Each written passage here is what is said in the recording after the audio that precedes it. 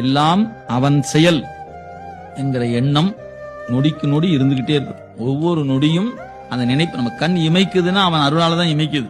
நம்ம கையை தூக்குறேன், இப்ப நான் கையை அசைக்கிறேன்னா அவனுடைய அனுமதியால தான் கையை அசைச்சிட்டு கொள்ள முடியும். அந்த அனுமதி எனக்கு தடை செய்யுமானால் அசைக்க முடியாம இந்த கை அப்படி நின்னுக்கும், அவ்வளவுதான் நிற்கும்.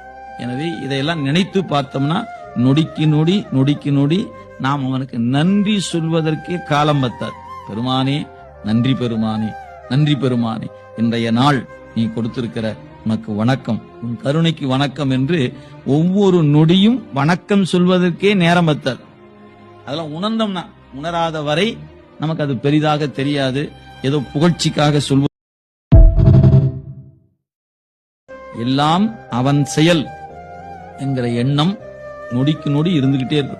ஒவ்வொரு நொடியும் அந்த நினைப்பு நம்ம கண் இமைக்குதுன்னா அவன் அருளால தான் இமைக்குது. நம்ம கையை தூக்குறேன், இப்ப நான் கையை அசைக்கிறேன்னா அவனுடைய அனுமதியால தான் கையை